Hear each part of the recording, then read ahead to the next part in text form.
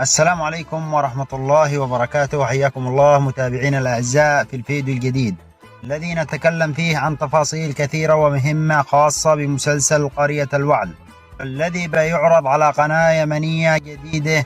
عشان تعرفوا كل تفاصيل المسلسل ومن هي القناة الناقلة تابعوا الفيديو للنهاية. لا تنسوا الإعجاب بالفيديو والاشتراك في القناة وتفعيل زر الإشعارات ليصلكم كل جديد. ويلا نبدأ. مسلسل قرية الوعل هو مسلسل يمني درامي ضخم سيتم تصويره في مصر، وحسب المعلومات التي وصلتنا عن السيناريو أن العمل سيكون أشبه بالملحمة الدرامية الكبيرة، فسوف يضم المسلسل كوكبة من ألمع نجوم الدراما اليمنية. إنه سيقدم دراما جديدة ومختلفة، وأن العمل تم صرف الكثير من الأموال عليه حتى يظهر المسلسل بالصورة المطلوبة وينافس بقوة.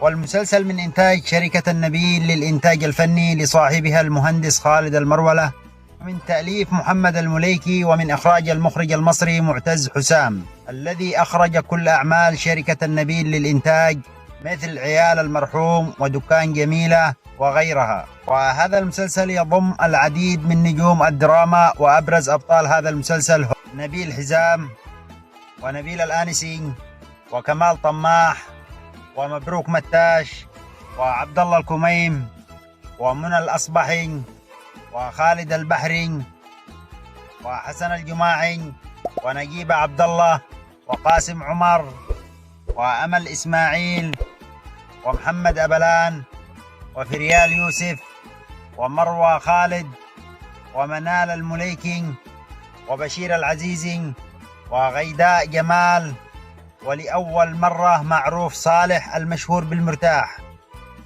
وغيرهم الكثير من نجوم الدراما والكثير من الشباب المبدعين. أما بالنسبة لقناة العرض قد تم الإعلان أنه سيعرض على قناة الجمهورية، وهي قناة جديدة تبث من مصر، وستكون قناة منافسة في هذا العام، وإليكم تردد القناة. وقد نشر المنتج خالد المرولة وغيره من الممثلين كثير من الصور مع طاقم العمل. إليكم بعضا من الصور.